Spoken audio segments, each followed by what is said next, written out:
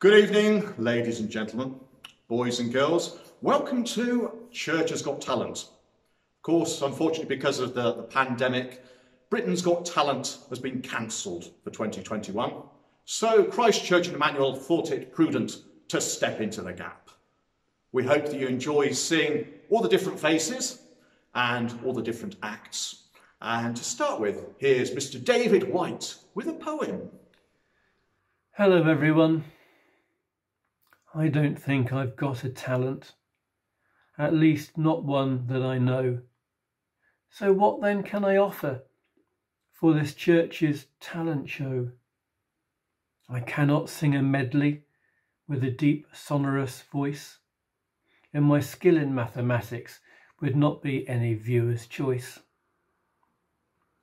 I'll have to think of something if I want to play my part.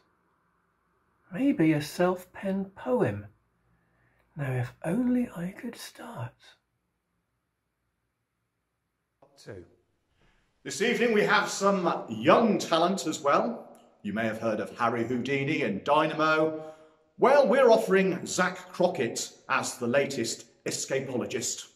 And then we'll have Mr. Mike Hurst doing a poem.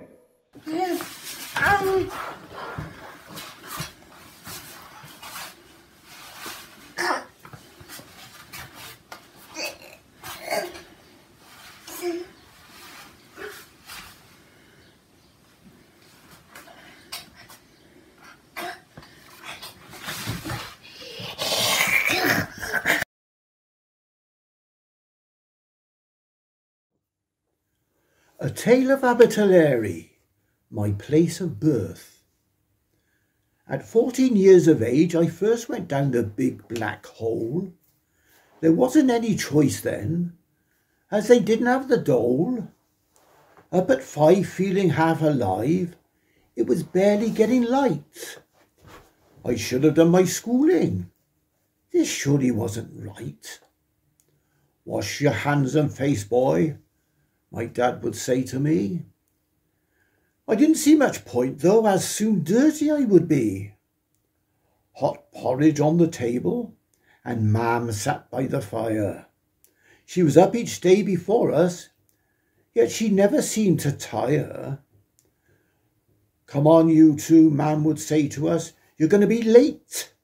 Take your boots outside to put them on, and mind you shut that gate. Away then, son, let's take our leave. There's a crust for us to earn. You'll not waste your time with schooling. That's not the way to learn. The morning frost was biting hard as we crossed the mountainside. I wished we had a horse and cart. I was longing for a ride. We had walked 2 miles and maybe more, yet still no pit to see. I don't think I can walk much more. These boots are killing me. At last the pit comes into sight. The mountains left behind. Dad shouts, come on, don't drag your feet. The shaft is set to wind. There are men with blackened faces trudging the other way. They had worked all night in darkness. Now they greet the early day. Go on, boy. You get down there. I hear a raw-boned figure shout. We've left enough for you to do. Go and dig some black stuff out. Take no notice, boy, my daddy says. It's just because you're new. Once you get on that shovel, we'll put some meat on you. Down we go into the depths below. I grip my father's hand. It was just as I expected. It was a bleak and hostile land. We walk again for another hour till we reach our working place. That's where you'll be working, lad. It's called the coaling face. I shovel and I shovel. My arms and legs begin to ache.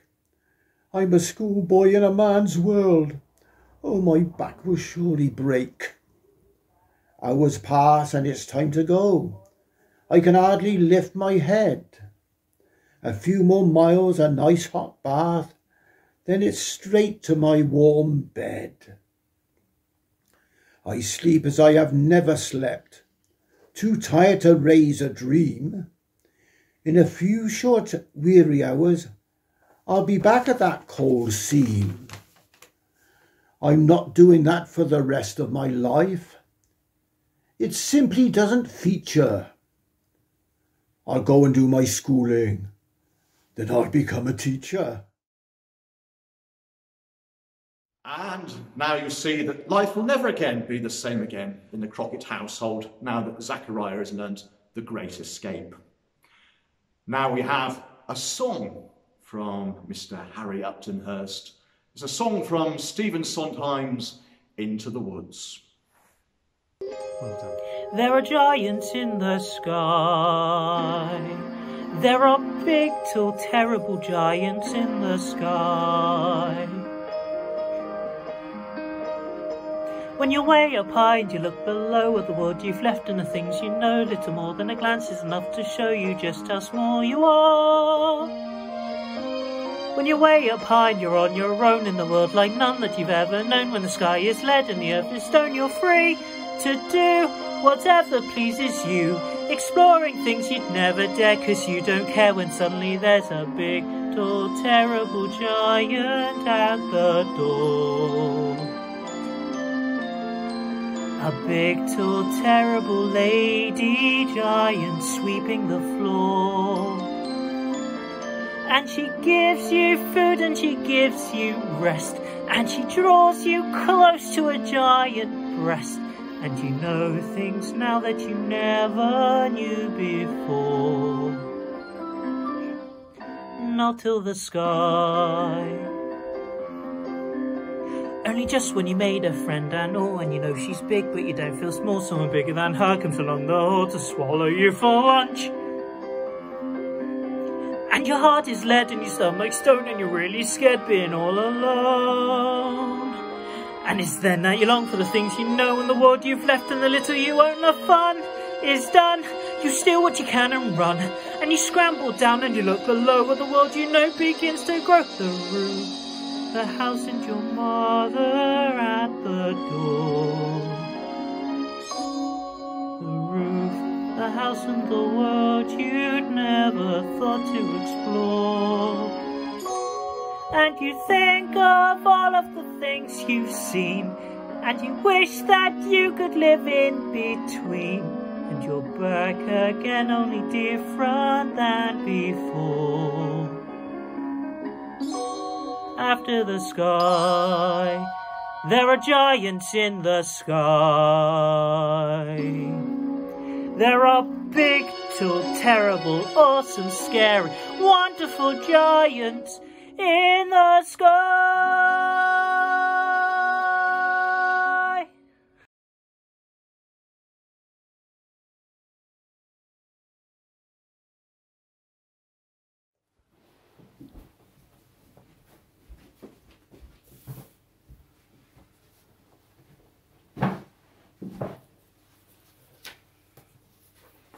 Hello, we are Dave and Sandra and have been married just over 50 years.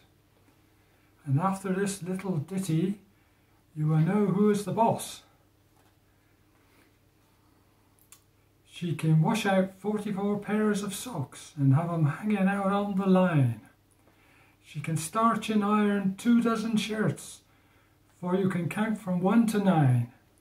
She can scoop up a great big dipper full of lard from the drippings can.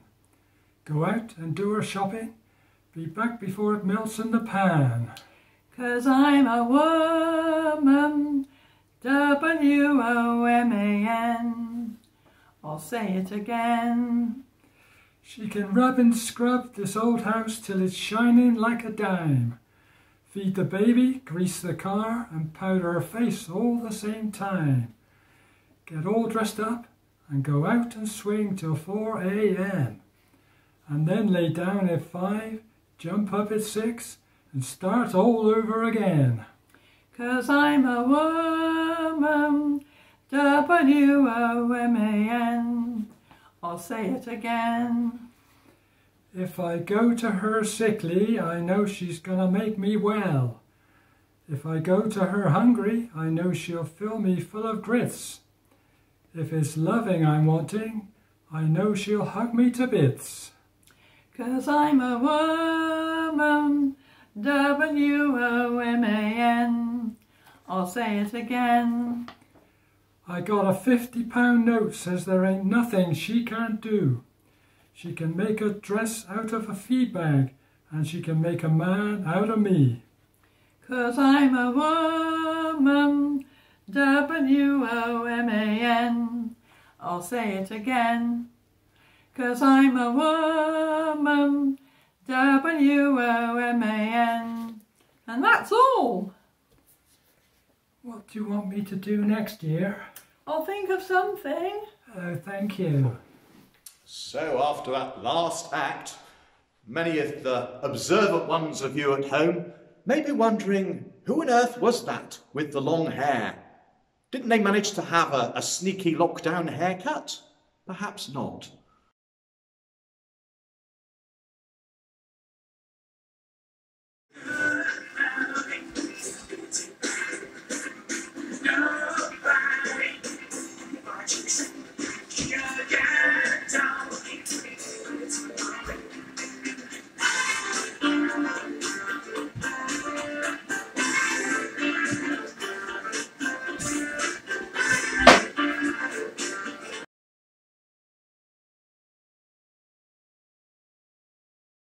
Hello.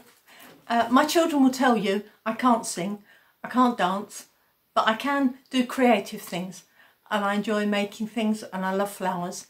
So in the summertime, very often I will be painting, and I did that for my job years ago. So in the wintertime I can't do as much, the light isn't so good. So I started doing collages.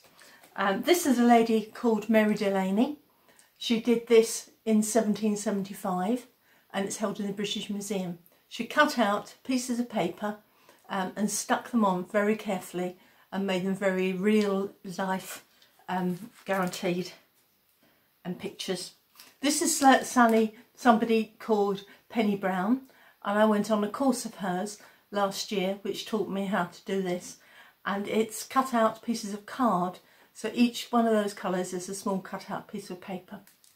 So I take my own design. In this case it's a hyacinth, and I'm going to use this image, and I put it on the computer and blew it up. So I then got a larger image which you can see I outlined, and I then traced onto a piece of paper. And from that tracing I made lots of little tiny pieces of paper and cut them out. So I went through the picture and I saw all the colours that I wanted, went through the card and decided on which colours of card I wanted to have using lots of contrast. So this is the pink of the hyacinth, then the greens of the leaves, and then I used some darker mute colours for the bulb. So I started out cutting them out, and I use a scalpel and blade. I don't suggest you do this at home with kiddies. Cutting out paper with scissors is fine. So I draw each individual little piece. I don't know if you can see that very well. Oops, that way around. No. So they're tiny weeny little pieces, and then I start sticking them one in front of the other. So in this case I've cut out lots of little pieces of paper, stuck them together, and I've got the beginning of the hyacinth. And I did the leaves, which I'm going to put on, and then the bulb with lots of different colours. These are a few that I did at other times. This one is one that I did in the November lockdown, and this is another picture of mine. I don't know if I can hold that up because they're not all stuck down yet.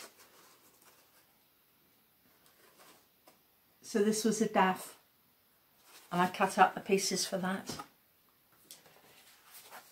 We've got a crocus there, a pansy, and this one is the picture, and this one is the one that I did from it. All with a black background, as Mary Delaney did all those years ago. So that's my craft. Thank you. More talented youngsters coming up. Jessica Coates will be appearing several times during this evening, and Holly, her smaller sister, will be impressing us with her drum antics. And then we have Mrs. Pat Alchorn, who will be doing a poem. You are up above, rising high, like a diamond in the sky. Twinkle, twinkle, twinkle, star, how I wonder what you are. Yay! There we go. Oh, where is it? Where is it gone? Where's it gone? Where is it? Oh gosh, where has it gone? Where is it? There it is. Oh, cute. Lament for a lost friend. Once I had a memory. It and I were friends. I stuffed it full of thoughts and rhymes and other odds and ends. It served me well throughout the days when I was at school, and saved me oft from looking a complete and utter fool. I thought that we were friends for good, walking life together, progressing along an onward path, many storms we'd weather. I don't remember when it was that there came a day when off it went on what I hoped was a very short holiday. It deserts me when a story I relate to friends or family, and what comes out my mouth is all confused and rather rambly. As for jokes, the punchline is as clear can be, but what leads up to it is an utter mystery. I see someone and think, I'm sure I should know you. But names fly in the ether, Christian names and surnames too. It really isn't fair. I treat my memory well. I've done all the correct things as far as I can tell. I read a lot, do crosswords, learn songs to sing at choir. But it leaves me in situations really rather dire. I eat foods which are known to stimulate the brain, but still it lets me down, time and time again. There is one consolation when conversing with my peers, and listen well, for this could soon be all of you, my dears. I find I'm not alone in search for name or word, for frequently our conversations verge on the absurd. When 2 or 3 are gathered in a tea or coffee shop, and at swapping tales and anecdotes we decide to have a pop, the vacant places in our talk aren't really down to me. We all have great huge gaps within our memory. Thank you, ladies. And next of all, Mr. John Lawrence, Mrs. Hilary Emery and Mrs. Dawn Halstead will be showing us their further talents during the lockdown. Good, nice.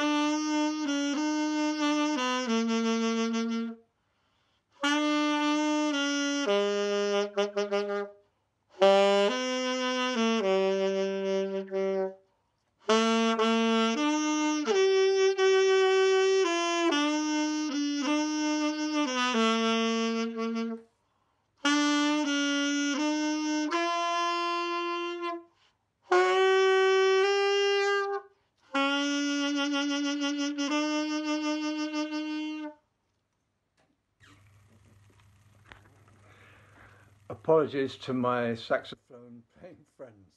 Thank you. Well, good evening everybody.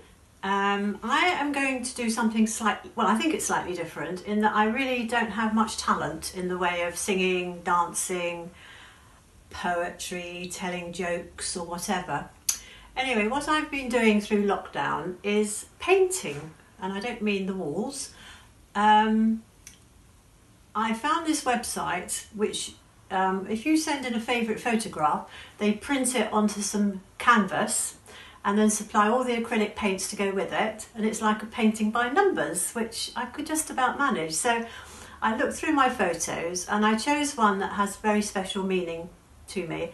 Those of you that came to Brian's celebration of his life will remember the lovely flowers arrangement that we had around his Morris hat, and in the front of it was his Steiff Einstein bear.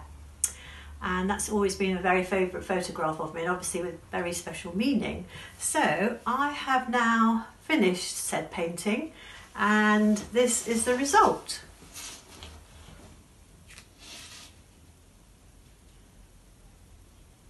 Can you just see my head above it? So I'm really pleased how it's turned out. It's turned out how I wanted it to. It has very, very special meaning for me, obviously. Once I can get to a shop to have it framed properly, it will be framed and it will be hung pride of place in our home somewhere. Thank you for watching. I hope I've inspired you. Good night. Today I made a baby boy card for a friend. I used my Grand Caliber cutting machine to cut out the lettering for baby boy, and I also used it to cut out the white circle shape. I've used 3 different colour sheets for matting and layering the back of the card, and when I finished the card I finished off with some accents.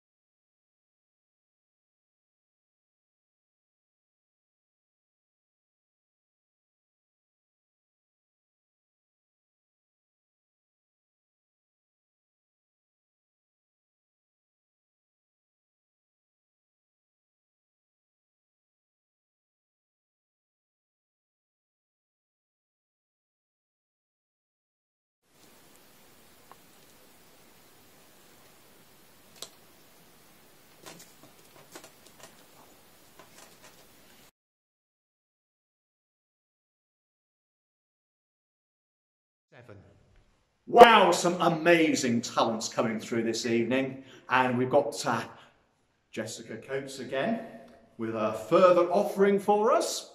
And you'll have noticed there's quite a bit of poetry going on this evening because, of course, the nation has provided many wonderful poets: William Shakespeare, C.S. Lewis, Keats, Yeats, Pam Ayres. And now Carl Evans will be presenting a further poetic offering.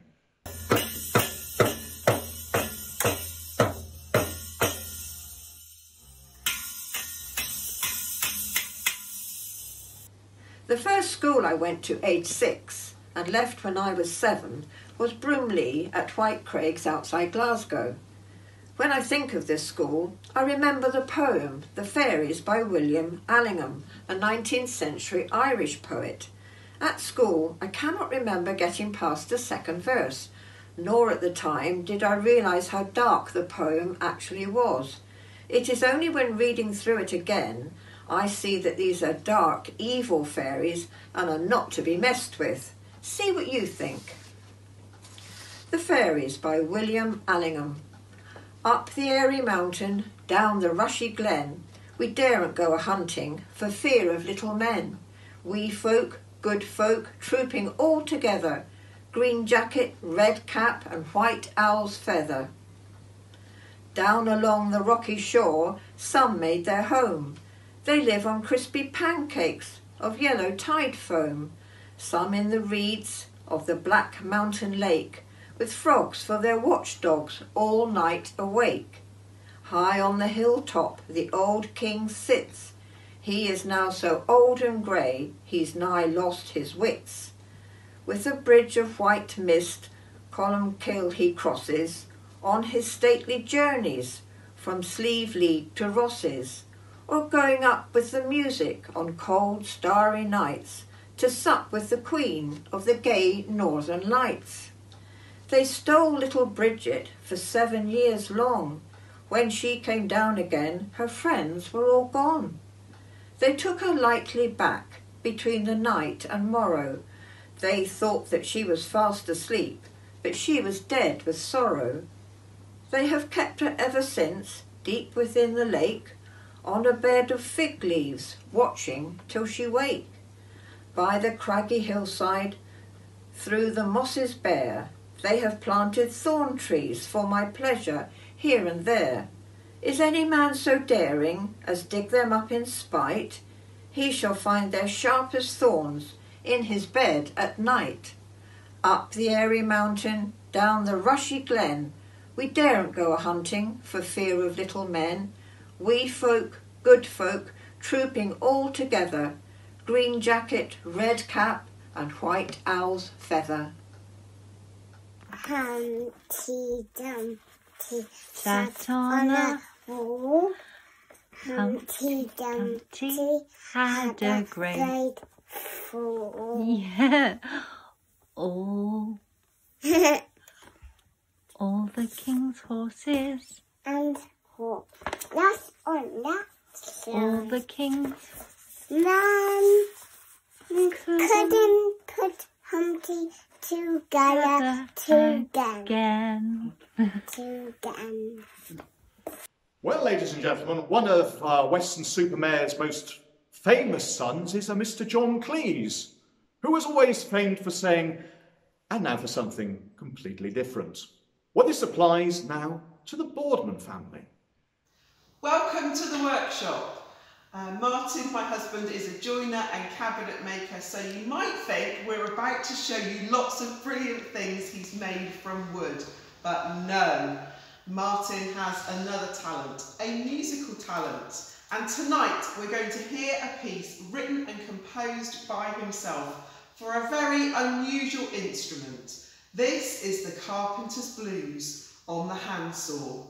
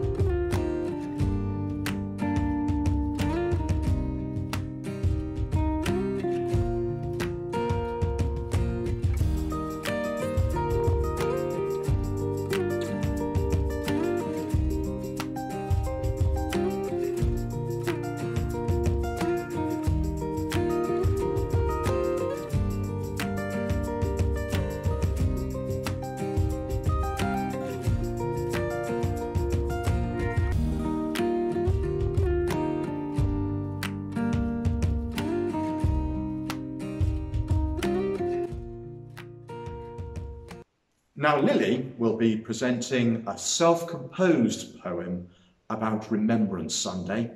She'll be followed by Angeline with a piano piece. Today I am going to be reading a poem called Memories that I wrote last Remembrance Day. Soldiers dying, families crying, lives at risk. Remember those misery moments of regret. The wail of the siren as you can smell the blood of dead bodies. Low spirit in the world as depression hits you. The scream of children leaving their homes. Some may never come back. So I take this 1 minute silence on the 11th day, the 11th month, of the 11th hour to pray for the people we lost. And then smile.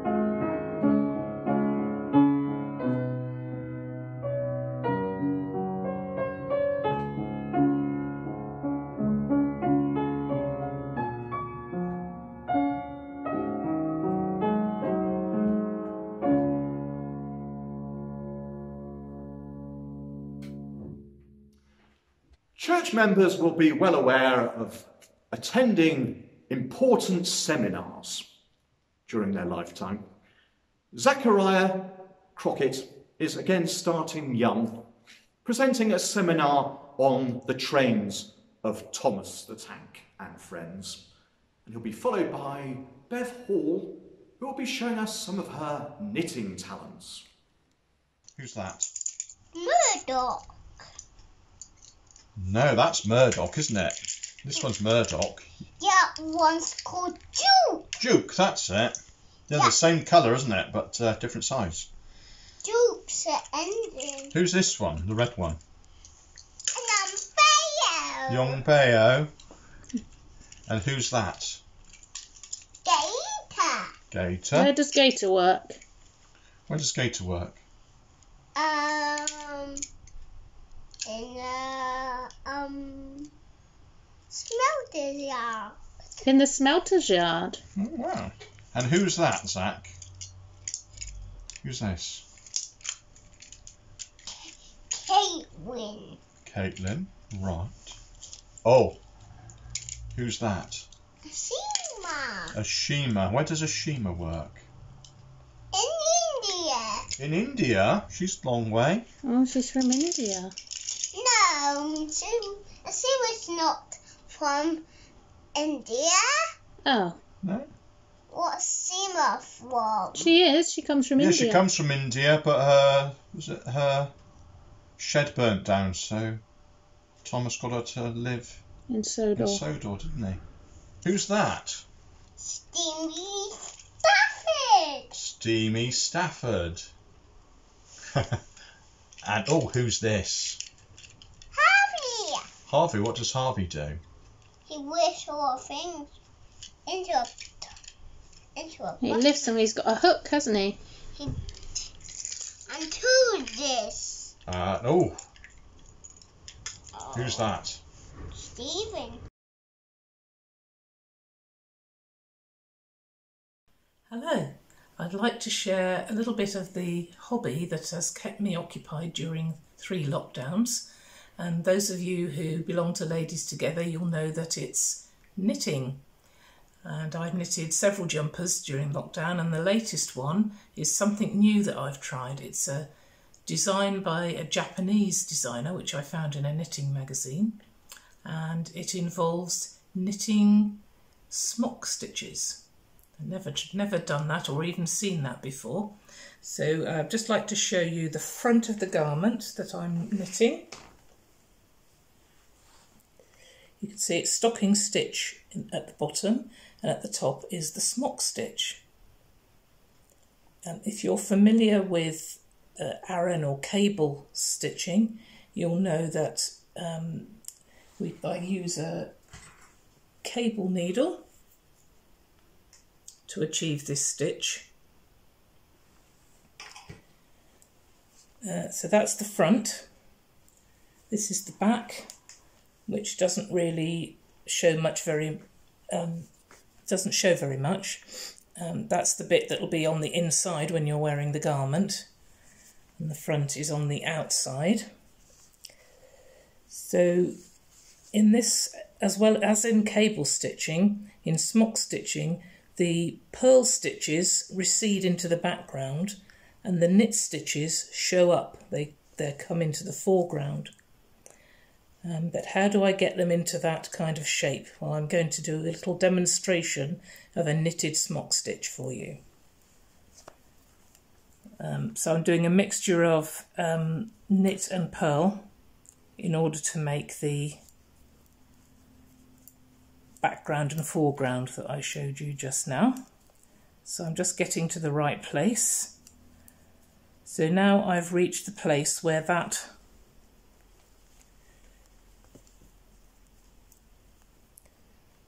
knit stitch,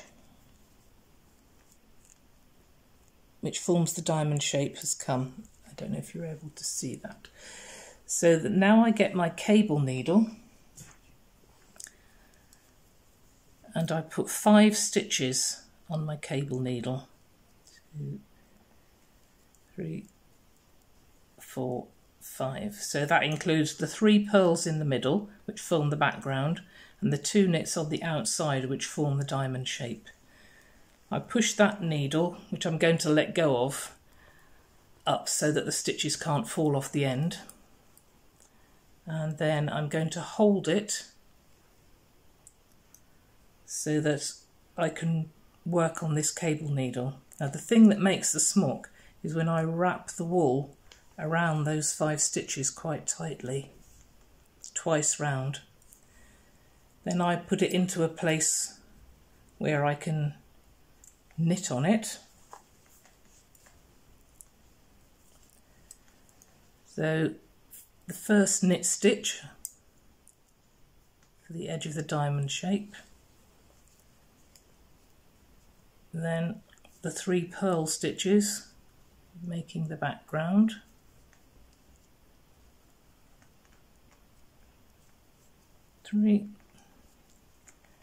and the other knit stitch which forms the other side of the diamond.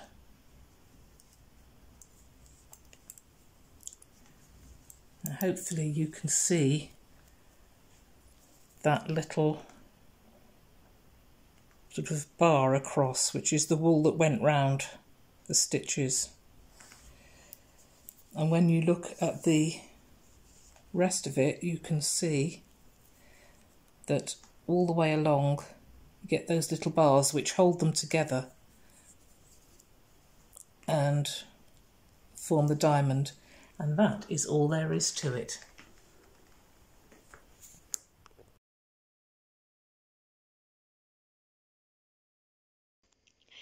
And now a thought for the day from the Reverend Peregrine Parrott. The first verse of the 14th chapter of the second book of Kings. And he said, "But my brother Esau is a hairy man, but I am a smooth man." And he said, "But my brother Esau is a hairy man, but I am a smooth man." Perhaps I might say the same thing in a different way by quoting you those words of that grand old poet W.E. Henley, who said, "When that one great scorer comes to mark against your name, it matters not who won or lost, but how you played the game. But how you played the game." As I was on my way here tonight, I arrived at the station, and by an oversight I happened to go out by the way one is supposed to come in. And as I was going out, an employee of the railway company hailed me. "Hey, Jack," he shouted, "where do you think you are going?" That, at any rate, was the gist of what he said. But, you know, I was grateful to him, because, you see, he put me in mind of the kind of question I felt I ought to be asking you here tonight. Where do you think you're going? Life, you know, is rather like opening a tin of sardines. We're all of us looking for the key, and I wonder how many of you here tonight have wasted years of your lives looking behind the kitchen dresses of life for that key. I know I have. Others think they've found the key, don't they? They roll back the lid of the sardine tin of life, they reveal the sardines, the riches of life therein, and they get them out. They enjoy them. But you know, there's always a bit in the corner you can't get at. I wonder, is there a little bit in the corner of your life? I know there is in mine. And so now, as I draw to a close, I want you, when you go out into the world in times of trouble and sorrow and hopelessness and despair, amid the hurly-burly of modern life, if ever you're tempted to say, "Stuff this for a lark," I want you at such times to cast your minds back to the words of my first text to you tonight. "But my brother Esau is an hairy man, but I am a smooth man." Blessings on you. So, thank you very much, the Reverend Peregrine Parrott, for some very important insights into life. And now we have Julie Andrews. Hello, I'm a lady with hair that constantly has me in despair. When I take up my brush and stroke down in a rush, my mane does explode everywhere. Now my hubby is as jealous as can be of the business that plagues dear old me. But if he had my mane, it would drive him insane. Or would it? Well, let's wait and see. Now my hubby is normally quite bold, a bit wrinkly and feeling quite old. So I thought of a really great thing that would make his sad heart sing. A makeover that's a sight to behold. So brace yourselves for the big reveal and see how happy my man doth feel. All handsomed up, his happiness cup runneth over, despite his great squeal. What have you done to me?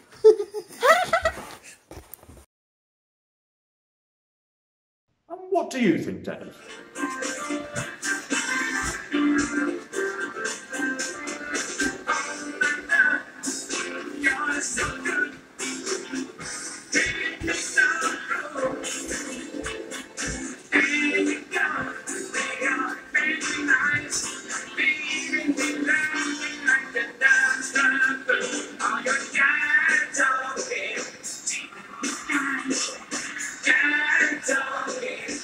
And to finish this evening, the Reverend Tom has been trying a new skill. Hello and welcome to Reverend Tom's Illusions. It's been a long time since I worn this dinner jacket in lockdown, so it's good to put it on now. So the first of my two illusions is to make a coin vanish. So let's find a coin. Here we go, nice shiny 2p bit. And we need a handkerchief to cover the glass. Oh, strangely enough, I seem to have one here. So let's cover the glass, and we move that across to cover the coin, and then, oh my goodness, where's it gone? Coin has vanished. Okay, well, better try again. Let's put this back, and oh, thank goodness for that. Got my 2p back. Well, that's a relief. And secondly, I need a pack of crayons. I think, oh yes, got one here. Crayons are jolly useful things, aren't they, for colouring in and things. But occasionally they can vanish. So, oh dear, oh, they've gone. Oh dear, I really like those. That's a real pity. So hopefully I'll find them back again. So, oh, look at that. Thank goodness for that. I'm reunited with my coins. So those are my 2 illusions. And if you'd like to find out how I did them, then do feel free to be in touch. Well, what can I say? What can I say but a big, big thank you to all you for watching and spending your evening with us. A big thank you to all those who took part, and a big round of applause please for that. And to finish with, the Page family will be offering us with this blessing.